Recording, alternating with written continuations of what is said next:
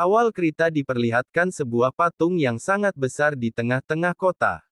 Tepatnya di kota Yong. Patung itu adalah patung penguasa Yong, Lai Yunzi. Di bawah patung itu terlihatlah banyak orang-orang pengemis yang sedang mengantri sebuah makan. Seseorang berkata, "Jangan berebut semua orang kebagian. Berikan padaku lebih dulu, aku belum makan selama 3 hari." Dewi Perang sungguh baik. Dia memberi semua orang bubur gratis. Lalu terlihatlah MC kita Zhu Minggang yang sedang mengantri makanan gratis. Sambil mengantri, Zhu Minggang melihat patung itu. Zhu Minggang berkata, "Wah, apakah itu patung Dewi Perang? Orang yang menjadi penguasa kota ini ternyata seorang wanita yang sangat cantik." Setelah mendapatkan bubur gratis itu, Zhu Minggang memakannya. Akhirnya aku bisa makan sampai kenyang juga. Tapi tidak lama kemudian, semua orang yang memakan bubur gratis itu muntah. Orang berkata, "Sudah kuduga bagaimana Dewi Perang begitu baik. Tanah air kami kota Wuzai dihancurkan kalian setahun yang lalu. Mengapa tidak melepaskan kami?" Zhu Minggang yang melihat semua orang muntah-muntah terkejut. Mungkinkah bubur itu? Tapi tiba-tiba kepalanya terasa pusing. Zhu Minggang berpikir, "Aku Sang Non dari Sang Zhen bertemu bandit dari perjalanan untuk mengirim surat ke rumah penguasa kota. Dan tidak punya pilihan selain datang untuk mencari makanan gratis. Aku tidak menyangka akan jadi begini. Aku tidak mau lagi. Biarkan aku pergi. Aku belum mau mati." Lalu setelah Zhu Minggang pingsan karena keracunan, ternyata Zhu Minggang dibawa ke penjara kota Yong.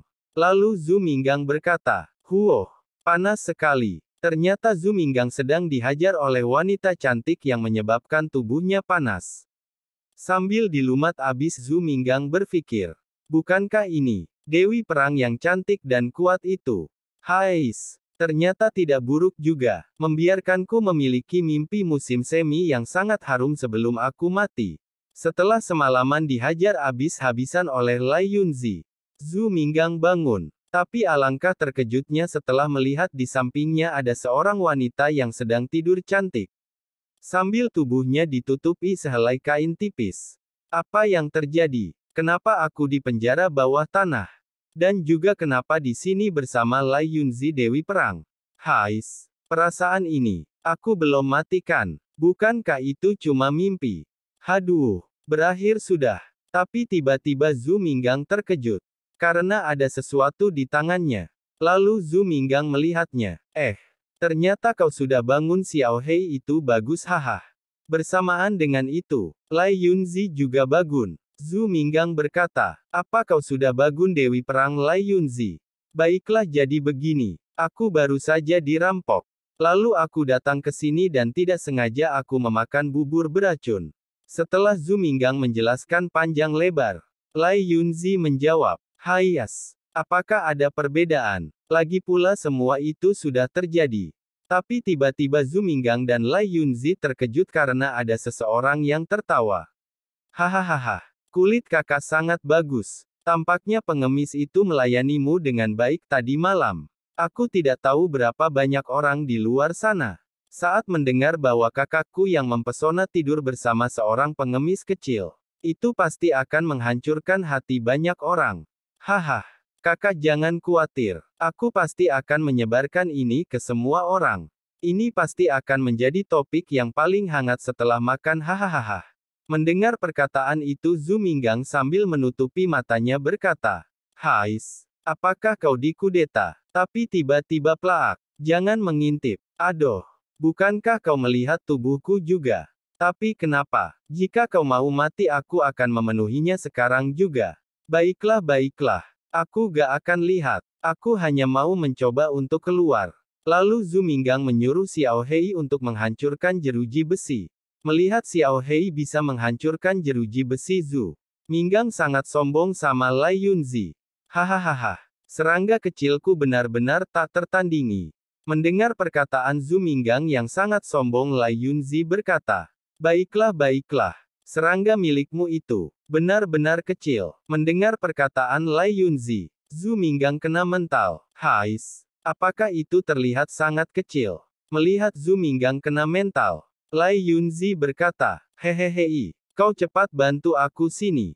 Mendengar Lai Yunzi seorang dewi perang membutuhkan bantuan, Zhu Minggang menoleh sambil berkata, kau sudah begitu kuat untuk menjadi dewi perang. Dan kamu masih membutuhkan bantuanku. Aku diracuni sekarang, kondisiku sangat lemah.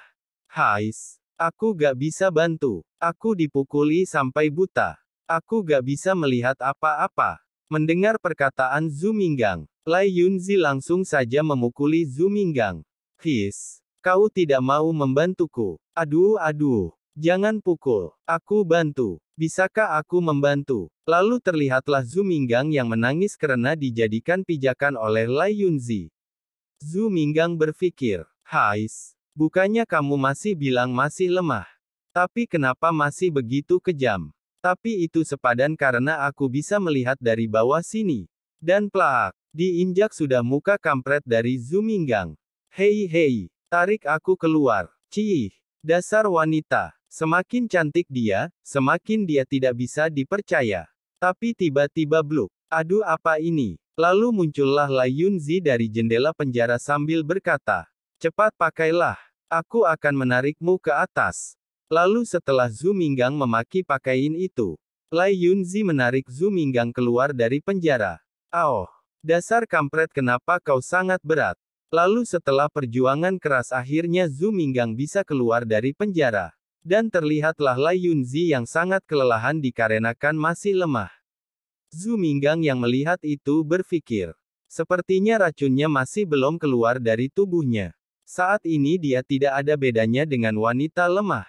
Lalu Lai Yunzi berdiri sambil berkata, baiklah, ikuti aku baik-baik, jangan berisik.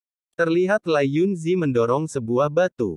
Dan mendapati ada terowongan di bawah batu itu. Melihat itu Zhu Minggang berkata, apa kau yakin bisa keluar dari kota lewat sini? Kalau gitu kau bisa pergi sendiri. Lalu mereka berdua pergi menyusuri terowongan itu. Terlihat Zhu Minggang yang mimisan karena memandangi pemandangan di depannya. Zhu Minggang berkata, berapa lama lagi kita akan keluar? Apa kau sudah tidak sanggup? Kekuatan fisikmu terlalu buruk. Kekuatan fisikku kuat. Aku hanya sedikit menderita anemia. Akan tetapi, di saat Zhu Minggang sibuk keluar dari terowongan bersama Lai Yunzi, sebuah kebakaran hebat melanda kota itu. Banyak orang yang berlari-berlari menyelamatkan diri sambil berteriak-berteriak minta tolong. Dan terlihatlah sosok yang menyebabkan kebakaran kota itu adalah sosok naga. Naga yang menyemburkan api-api ke seluruh bangunan kota. Golden Fire Dragon. Lalu tidak jauh dari bangunan terbakar itu, terlihat adik Lai Yunzi dan seorang kakek-kakek yang sedang memandangi kota terbakar itu. Apa kau sudah lihat? Apakah situasi ini memuaskanmu? Tapi tiba-tiba datanglah seseorang laki-laki. Dia seorang Dragon Master, Luo Xiao. Kakek itu yang melihat kedatangan laki-laki seketika berkeringat.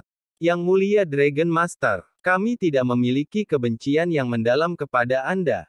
Mengapa Anda melakukan ini? Luo Xiao berkata, sudah kubilang aku hanya menginginkan dia. Di mana dia? Sambil menunjukkan foto Lai Yunzi. Sepertinya aku terlalu baik hati. Dan kota ini benar-benar tidak perlu ada. Lalu adik Lai Yunzi menjawab, tuanku, dia menghabiskan malam dengan seorang pengemis. Dan dia telah menjadi wanita paling jorok dan kotor. Mengapa Anda masih menginginkannya? Sambil mendekati Luo Xiao, adik Lai Yunzi melanjutkan. Gadis kecil ini murni dan bermartabat. Dan memiliki bakat strategi untuk memimpin militer dan mengelola kota. Jika Anda menyukaiku, gadis kecil ini bisa menikahi Anda. Hari ini juga. Mendengar perkataan itu, Luo Xiao hanya menatapnya dengan tajam, lalu mencengkram leher gadis itu. Apa katamu? Beraninya kamu menyentuhnya. Jika dia adalah mutiara, kau tidak berbeda dengan pasir bau. Sambil matanya dipenuhi kemarahan. Kau tak tersentuh, yang tumbuh di tanah busuk. Tidak perlu hidup di dunia ini. Lalu terlihat naga itu sudah siap menyemburkan apinya ke arah mereka bertiga. Dan dibakarlah mereka oleh naga itu. Dan kakek itu mati seketika. Tapi tiba-tiba Luo Xiao terkejut. Melihat adik Lai Yunzi tertawa. Kenapa kau tertawa? Sambil memandang rendah adik Lai Yunzi berkata, haha, aku mengerti. Sebelum Anda menjadi Dragon Master, kau hanya pasir di mata wanita itu. Kau sudah mencoba yang terbaik untuk mendapatkan bantuannya. Akan tetapi dia dingin kepadamu seperti seorang pelayan pada akhirnya. Hahaha, kau datang ke sini dengan naga. Dan ini tidak seperti dulu. Aku harap dia bisa melihatmu dengan kekaguman. Akan tetapi, dia sekarang sudah hancur oleh Dewi yang terobsesi siang dan malam. Dia meluk seorang pengemis telanjang. Dan dinikmati oleh pengemis itu sekarang di penjara bawah tanah. Hahaha. Mendengar perkataan itu, Luo Xiao sangat marah. Diam, ku bunuh kau. Dan langsung saja mematahkan leher gadis itu. Terlihat muka kemarahan yang sangat kuat. Li Yunzi, kau hanya bisa menjadi milikku. Luo Xiao lalu menaiki naga itu dan terbang. Di luar tembok kota, terlihat ada tangan yang keluar dari lubang. Itu adalah Li Yunzi dan Zhu Minggang. Lalu Li Yunzi terkejut setelah melihat naga yang terbang membakar kota. Li Yunzi berkata, seorang Dragon Master. Zhu Minggang berkata, apakah ini? Kota Yong, enar-enar hancur. Tapi untungnya kita berhasil lolos. Lalu Zhu Minggang menoleh ke arah Li Yunzi sambil berkata, lalu apa rencanamu selanjutnya? Rang-rang yang menjadi musuhmu akan menangkapmu. Ketika mereka menemukanmu melarikan diri. Sekarang kekuatanmu belum pulih. Kenapa kamu tidak ikut aku terlebih dahulu? Li Yunzi yang mendengar perkataan Zhu Minggang hanya merasa sedih. Lalu berkata, pimpin jalannya. Berpindah di kota Xiaosang di sebuah rumah tua. Zhu Minggang berkata, setelah 3 hari 3 malam.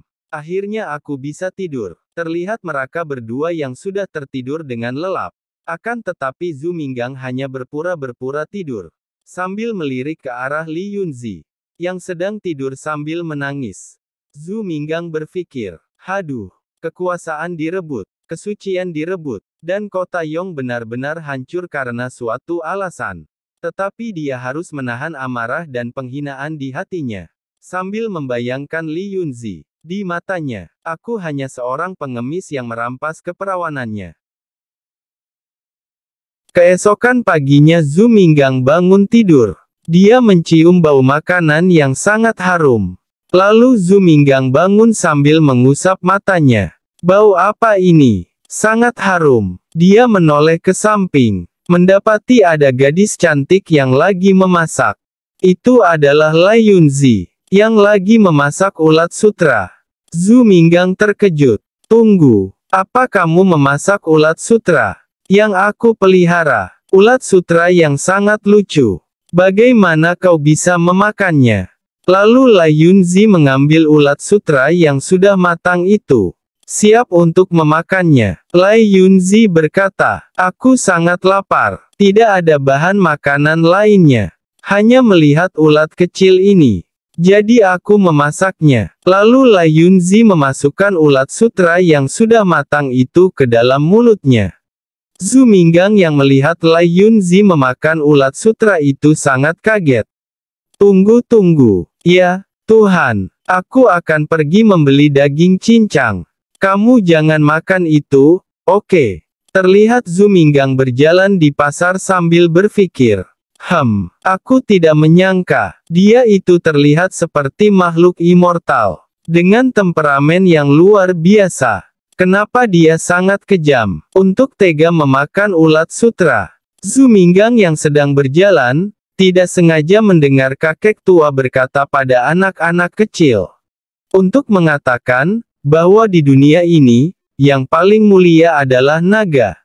Bumi ini memiliki kekuatan yang luar biasa, yaitu, tidak peduli makhluk apapun, ada peluang tertentu, untuk TRANFORMASI menjadi naga. Menurut legenda, setiap makhluk memiliki gerbang naga sendiri. Dan setelah melompat ke gerbang naga, mereka dapat BERTRANFORMASI menjadi naga. Ada sebagian orang, mereka mencari hukum TRANFORMASI naga. Yang membantu makhluk BERTRANFORMASI naga. dengan melompat ke gerbang naga itu. Dan orang seperti itu disebut Dragon Master. Hebat. Aku pasti akan menjadi Dragon Master di masa depan. Kakek tua itu berkata. Namun, setelah menjadi Dragon Master, kau harus sepenuh hati untuk berbaik hati. Dan tidak membunuh orang yang tidak bersalah tanpa pandang bulu. Kakek, bukankah sulit untuk menemukan roh muda yang bisa bertransformasi menjadi naga? Ada desas-desus dalam beberapa bulan terakhir, bahwa naga muda suka makan ulat sutra berdaging besar. Jika ada roh muda doyan makan ulat sutra berdaging besar, mereka harus ditangkap. Wah! Aku punya banyak ulat sutra daging besar di keluargaku. Oleh karena itu, hara daging ulat sutra telah meningkat sangat tajam baru-baru ini. Kami di kota Xiaosang mengandalkan pertanian seri untuk mata pencarian, sehingga kami dapat menghasilkan banyak uang. Zhu Minggang yang mendengar itu dari jauh menangisi. Sial, ulat sutra daging besarku. Lalu Zhu Minggang kembali ke rumah membuka pintu. Aku pulang, coba memakan daging cincang yang aku beli. Tapi Zhu Minggang terkejut karena rumahnya sangat sepi. Lalu Zhu Minggang melihat ada surat di meja. Di kertas itu tertulis, aku mau pergi keluar. Ulat sutramu aman ada di dalam. Melihat kertas itu Zhu Minggang sedih ditinggal Lai Yunzi. Apa kau akan pergi seperti ini? Apa kau akan menjadi aibmu selamanya? Lalu Zhu Minggang memegang Xiao Bai. Xiao Bai, apa kita tidak akan pernah kembali ke hari-hari ketika kita kuat? Tapi, jika tidak bisa juga bagus. Tidak ada tekanan, tidak perlu khawatir. Orang lain, tidak perlu tanggung jawab. Tapi, tiba-tiba di belakang Zhu Minggang ada orang berkata, ayo kita pergi. Aku membawamu makan malam sekarang. Kamu belum pergi. Kenapa kamu kembali tiba-tiba? Kau datang tiba-tiba. Itu menakutkan. Lalu Lai Yunzi mendekati Zhu Minggang sambil berkata, ada sesuatu. Aku mau kau bermain sebagai anggota dari klanku. Zhu Minggang yang mendengar itu terkejut. Lalu berpikir, bermain sebagai orangnya, keluarga Li dari kota Zulong. Tapi, tiba-tiba ada seseorang yang membuka pintu dengan keras. Zhu Minggang dan Lai Yunzi terkejut, karena ada orang yang tiba-tiba datang. Itu adalah Luo Xiao. Luo Xiao berkata, jadi dia yang ingin kau ajak untuk pergi bersama. Lalu, Lai Yunzi menjelaskan situasinya pada Zhu Minggang. Dia mengambil langkah pertama, dan sudah melaporkan situasiku saat ini pada klan. Aku memintanya untuk membersihkan jejakku yang tinggal di sini. Dan kemudian segera kembali ke bagian kota Zulong. Lalu Zhu Minggang tersenyum. Dia sudah menjalankan tugasnya. Sekarang giliranku untuk mengambil inisiatif. Lalu, Zhu Minggang berlutut ke Lai Yunzi. Nona, bawahan Anda di klan akan membawa Anda kembali. Tetapi, Anda tidak diizinkan bepergian dengan orang asing. Anda mulia, dan sangat bermartabat. Dan cantik. Bawahan Anda menyarankan Anda untuk tidak mempercayai orang asing yang tidak diketahui asal-usulnya. Luo Xiao, yang mendengar itu sangat kesal. Asal-usul yang tidak jelas. Aku berada dalam satu klan, kamu anggap asal-usulku tidak jelas. Lalu, Lai Yunzi berkata pada Zhu Minggang, Luo Xiao, dulunya adalah pelayan di kediaman ayahku. Dan sekarang dia adalah seorang Dragon Master. Jadi dia ada asal-usulnya tidak seperti yang kamu katakan. Oh, ternyata dia di klan yang sama. Dan kita bisa saling menjaga. Lalu, Luo Xiao memanggil naganya, dan pergi bersama Zhu Minggang dan Lai Yunzi. Zhu Minggang yang duduk di atas naga berpikir. Dia adalah seorang Dragon Master yang menghancurkan kota Yong. Jika dia tahu, Sepertinya dia akan membunuhku. Untungnya, dia tidak tahu pengemis kecil yang tidur dengan Li Yunzi. Dia sangat kuat. Gampangnya dia bisa menghancurkan sebuah kota. Lalu, Zhu Minggang berkata pada Li Yunzi, Luo Xiao ini, dulunya adalah pelayan ayahmu, dan dia sekarang seorang Dragon Master. Bukankah sekarang, Luo Xiao, dulunya pernah mengingatku berlatih pedang. Setelah ketahuan dia diusir dari klan oleh ayahku. Mendengar itu Zhu Minggang seketika berkeringat dingin. Apa? Dia diusir dari klan setelah mengintip berlatih pedang. Ini adalah berkah bagiku masih selamat. Setelah mengambil keperawanannya, Li Yunzi melanjutkan. Jadi dia memiliki kebencian di hatinya. Dan sekarang dia sudah menjadi seorang Dragon Master yang sangat kuat. Kenapa dia tidak membawamu secara paksa? Karena dia ingin mengambil kesempatan untuk kembali ke klan. Dia secara paksa mengawalmu. Jadi sulit untuk mengatakan apa dia akan menjadi gila di perjalanan. Luo Xiao yang melihat kedekatan Zhu Minggang dan Li Yunzi sangat kesal. Anak itu selalu berbisik-bisak dengan Li Yunzi. Itu benar-benar menjengkelkan. Lalu, Luo Xiao menyuruh naganya untuk mengerjai Zhu Minggang dan Li Yunzi. Zhu Minggang dan Li Yunzi yang tiba naganya tiba-tiba menukik sangat terkejut. Lalu, Zhu Minggang memeluk Li Yunzi. Dan naga itu turun mendarat di tanah.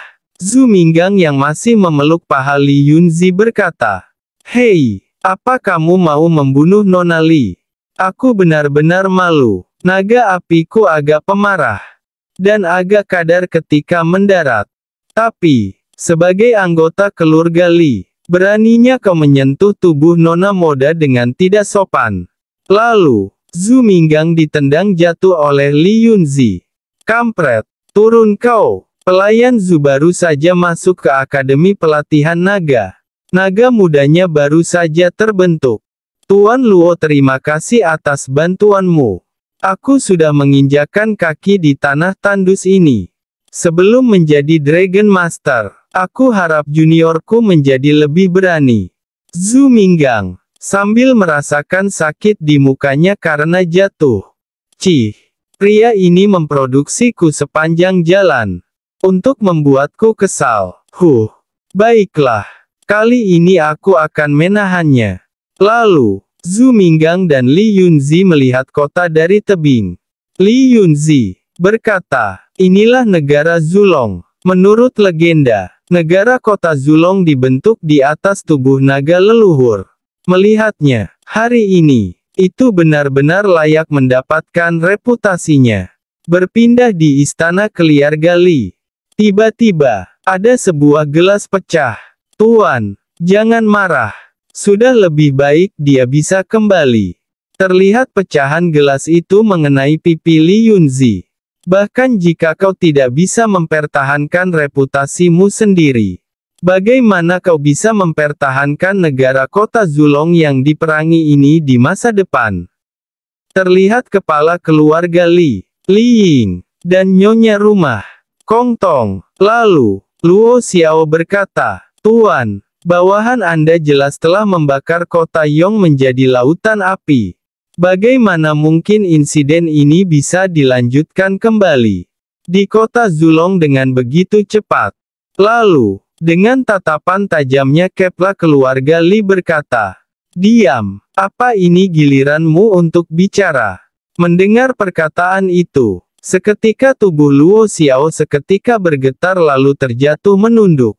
Melihat itu, Nyonya Kong tersenyum. Tidak peduli apa, Yunzi telah membuat banyak eksploitasi militer untuk negara kota kita. Terlepas dari reputasinya sekarang, keanggunan komandannya masih ada. Li Ying berkata, dia tidak memiliki keagungan komandan. Dan para prajurit dengan nama Dewi Perangnya, akan menanggung rasa malu bersama. Nama Dewi Perang hilang begitu saja. Pengawal milikmu akan disebar ke kamp militer lainnya. Dan terus menjaga medan perang barat. penerus Dewa Naga leluhur Ji. Juga dilayani oleh saudara perempuan Munan Lingsha, jadi kamu dikurung di istana. Dan kamu tidak diizinkan melihat siapapun. Lalu dengan tatapan tajamnya kepala keluarga Li berkata, Luo Xiao, pendosa ini ada di sini.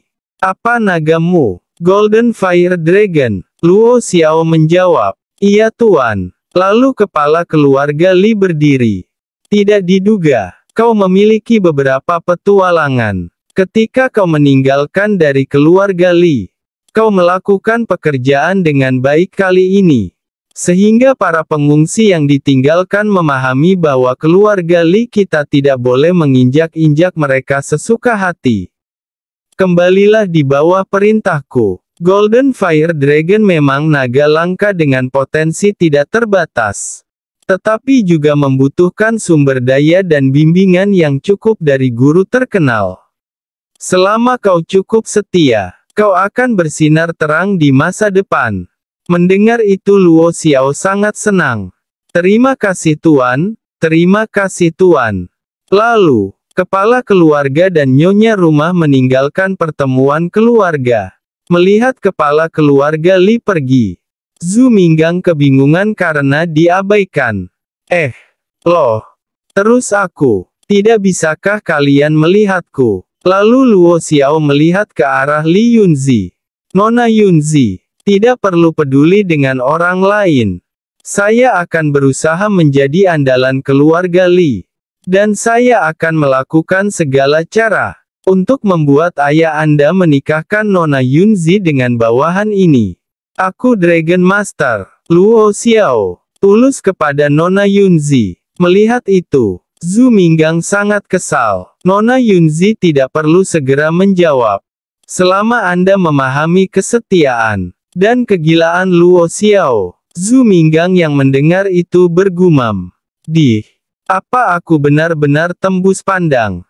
Sampai diabaikan. Lalu, Luo Xiao pergi sambil berkata, saya akan membuktikannya kepada Anda. Lalu, Zhu Minggang berkata pada Li Yunzi, itu masih mengeluarkan darah. Ini bersihkan dulu. Terlihat Zhu Minggang memberikan sapu tangannya. Akan tetapi, Li Yunzi mengabaikannya, berjalan pergi sambil meneteskan air mata kesedihan. Zhu Minggang, yang melihat itu, hanya bisa terdiam. Berpindah di malam hari, di kamar tamu keluarga Li. Terlihat, Zhu Minggang yang berbaring sambil berpikir. Meskipun aku tidak membuatnya marah, dia mungkin tidak ingin melihatku kembali. Aku dengan tidak malunya makan dan minum gratis dari keluarga Li. Jadi ayo kita cari tempat kerja sementara dulu. Yang terbaik adalah menanam pohon murbei.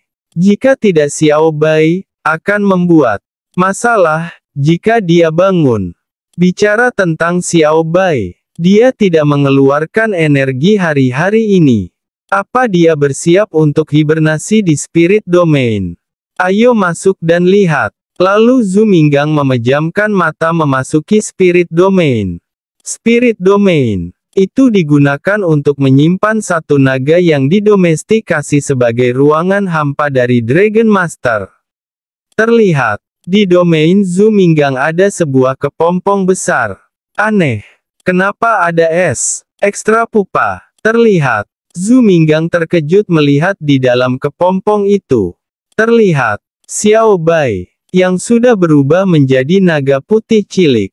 Itu adalah tanda transformasi naga. Ternyata, Xiao Hei akan segera kembali bertransformasi menjadi naga. Melihat Xiao Hei yang meringkuk, Zhu Minggang berkata, hebat, sepertinya kita akan segera bisa terbang bebas seperti sebelumnya. Tapi, sungguh disayangkan, aku bukan Dragon Master sejati. Jika tidak, aku tidak akan membiarkan kamu menjadi seperti sekarang. Jangan khawatir Xiao Hei, aku akan mencari tahu misteri transformasimu. Kemudian membantu kamu berkembang. Lalu, Zhu Minggang meyakinkan dirinya sendiri. Aku akan membawamu kembali ke atas. Menjadi Dragon Master sejati. Dan juga, Li Yunzi, Aku tidak mau menjadi aib baginya selamanya. Tapi, untuk sekarang, aku harus mencari tempat yang aman untuk melewati tahap kepompong Xiao Bai. Aku tidak mengenal tempat kelahiran di negara kota Zulong ini. Tapi, tiba-tiba ada yang mengetuk pintunya. Tuan, apa kamu sudah tidur? Lalu, Zhu Minggang berdiri membuka pintu. Aku datang. Saya Suanger, pelayan Nona Li Yunzi. Nona meminta saya untuk memberi Anda surat rekomendasi ini.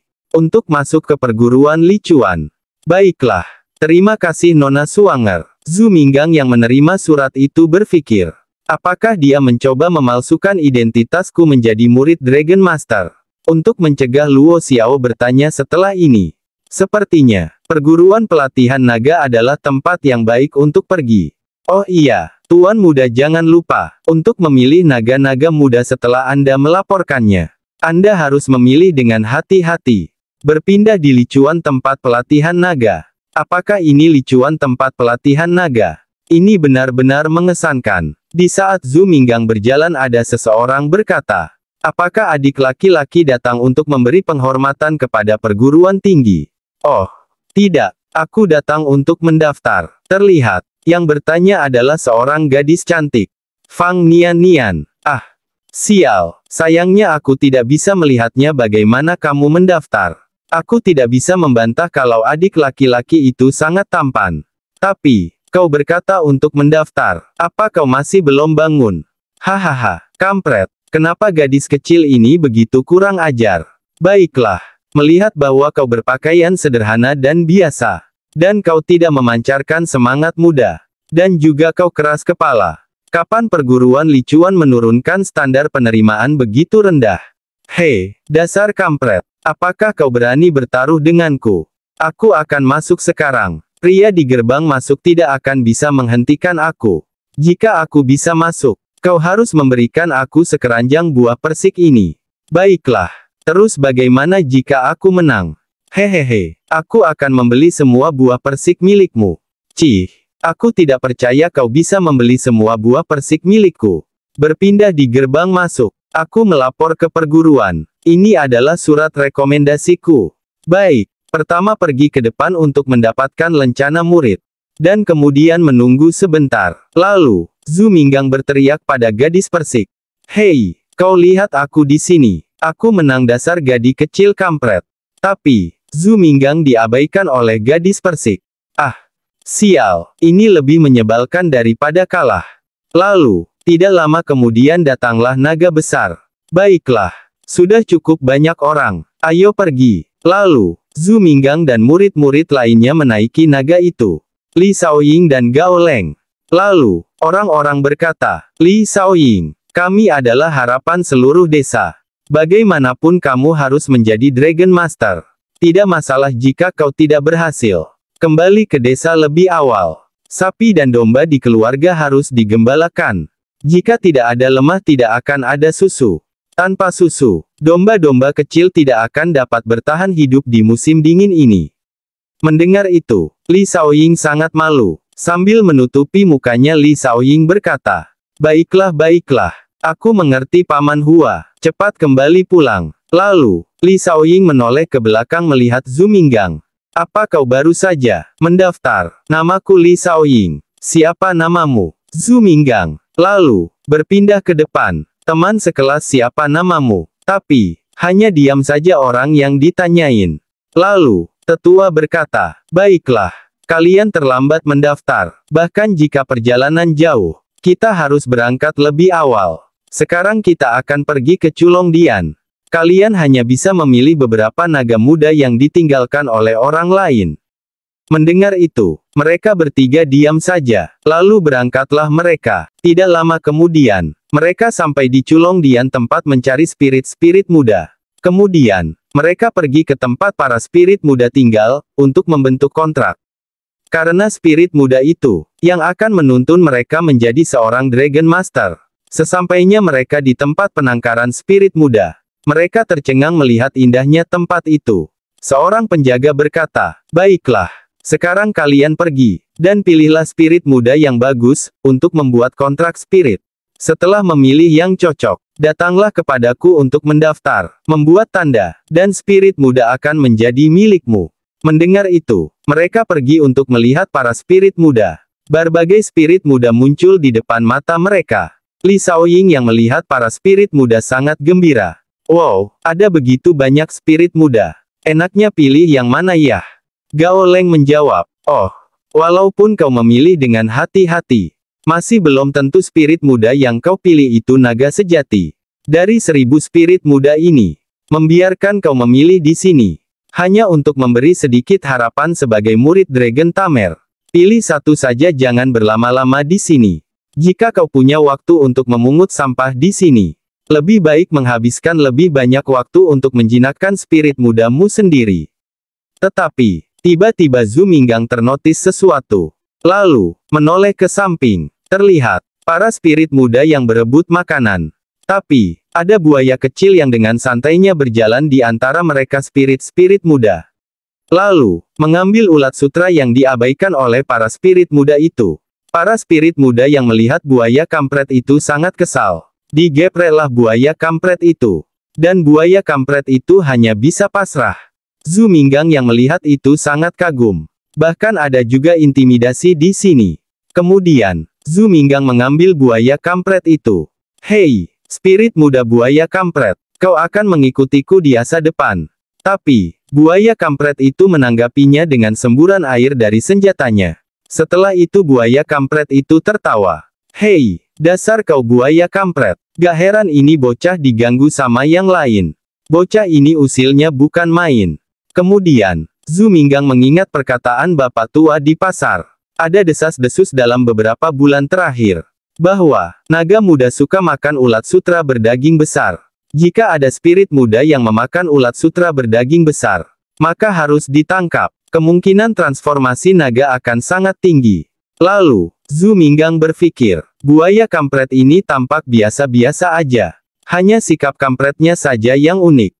Dan ada tanduk kecil di kepalanya. Seperti naga tersembunyi. Alah bodoh amat. Kakak akan menanggungnya. Kemudian, dengan rayuan mautnya, Zhu Minggang berkata, aku seorang ternak sutra profesional. Jadi apa kau bisa bertransformasi menjadi naga? Dengan daging ulat sutra ku jamin kau makan cukup. Bagaimana? Ku beri kau satu kesempatan lagi. Apa kau mau menjadi milikku? Mendengar dirinya akan diberi ulat sutra yang sangat banyak, buaya kampret itu tanpa ragu menyetujuinya. Kemudian Zhu Minggang menyayat jarinya agar bisa membuat kontrak dengan buaya kampret. Kemudian, meneteskan darahnya ke dahi buaya kampret. Makek Mark Spirit Soul. Oke, aku akan memanggilmu Xiao Hei mulai sekarang. Sore harinya, terlihat sebuah sekop. Itu adalah Zhu Minggang yang sedang membuat kolam buat Xiao Hei. Bagaimana dengan lubang baru yang aku buat untukmu? Tidak buruk kan? Terlihat, Xiao Hei sangat senang di kolam itu. Kamu bermainlah sendiri. Aku mau pergi mandi dulu. Kemudian, Zhu Minggang memasukkan kakinya di bak mandi. Dan, enak sekali. Mandi dengan air hangat. Keesokan harinya, terlihat Zhu Minggang yang sedang molor. Lalu, diinjaklah muka Zhu Minggang. Terlihat, yang menginjak muka Zhu Minggang adalah Xiao Hei. Zhu Minggang sambil mengusap mukanya yang sakit berkata, ternyata sudah pagi. Karena kamu suka sekali menginjak mukaku. Ku hadiahi ulat sutra. Hari ini aku akan membawamu ke tempat yang bagus. Untuk berolahraga. Kemudian, Zhu Minggang keluar dari kamarnya. Berjalan ke pinggiran kota. Di saat Zhu Minggang berjalan, Zhu Minggang mendengar perkataan orang-orang.